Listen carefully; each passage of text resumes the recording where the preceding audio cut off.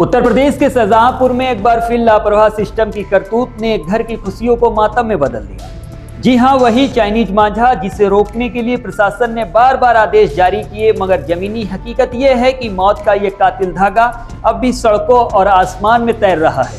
भाई दूज के दिन जब हर घर में दियों की रोशनी थी, खुशियों की गूंज थी, तब एक युवक अपनी पत्नी के साथ मुस्कुराते हुए बाइक पर सवार होकर ससुराल जा रहा था। लेकिन किसे पता था कि यह सफर आखिरी होगा। रास्ते में अचानक वही जानलेवा चाइनीज मांझा उसकी गर्दन से लिपट गया।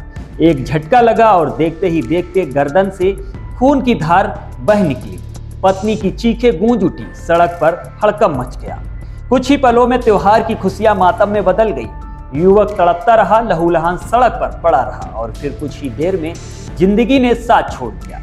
ये वही हादसा है जिसने 9 महीने पहले एक सिपाही शाहरुख की जान ले ली थी। लेकिन तब से अब तक ना तो किसी ने सबक लिया, ना ही प्रशासन ने कोई ठोस कार्रवाई की। अब सवाल यही है, आखिर कब तक उड़ती पतंगों के साथ जिंदगियां यूं ही कटती रहेंगी?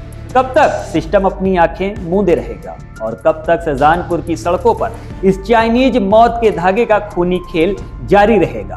घटना रोजा थाना क्षेत्र के हांडा पुल के पास हुई है। ये नगला जाजू निवासी रवि शर्मा अपनी पत्नी मोनी के साथ ससुराल जा रहे थे, तभी रास्ते में मौत के धागे यानी चाइनीज मांझे ने उनकी जिंदगी खत्म कर दी। रवि शर्मा के परिवार में पिता दयाल, मां मीरा देवी और 2 भाई संकेत और खिलाड़ी, पत्नी मोनी और 4 महीने का एक मासूम बेटा भी है। रवि 3 भाइयों में सबसे बड़ा था। करीब 2.5 साल पहले उसकी शादी लखीमपुर के शंकरपुर की मोनी से हुई थी।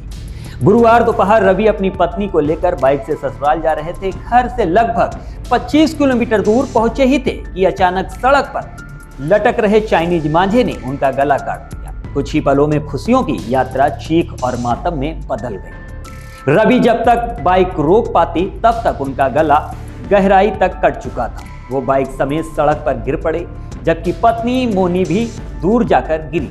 देखते ही देखते रवि के गले से खून बहने लगा। वो हाथों से खून रोकने की कोशिश करते रहे, लेकिन कुछ ही देर में बेसुध हो गए। आसपास के लोगों ने पुलिस को सूचना दी। पुलिस ने रवि को अस्पताल पहुंचाया, जहां डॉक्टरों ने मृत घोषित कर दिया।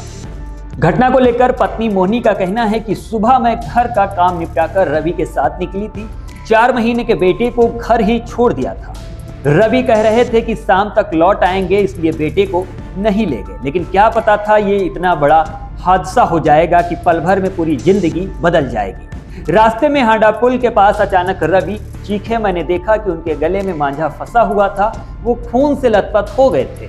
मैंने बचाने की बहुत कोशिश की, लेकिन कुछ नहीं कर सकी। उन्होंने हेलमेट पहना था, फिर भी पता नहीं कैसे ये सब कुछ हो गया और पल भर में पूरी जिंदगी बदल गई। रवि के चचेरे भाई ने गुस्से में कहा कि चाइनीज मांझे पर रोक लगी है, फिर भी ये खुलेआम बिक रहा है। इसी जानलेवा मांझे ने मेरे भाई की जान ली है। सरकार और प्रशासन जिम्मेदार है।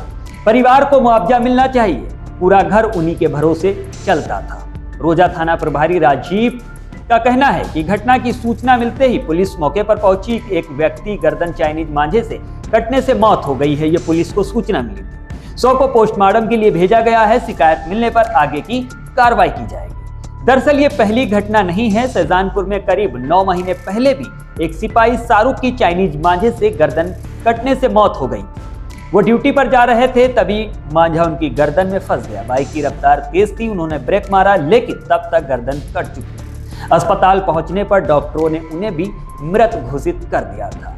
तब से अब तक कई बार नए आदेश जारी हुए, लेकिन आखिरकार ये चाइनीज मांझा क्यों नहीं बंद हुआ?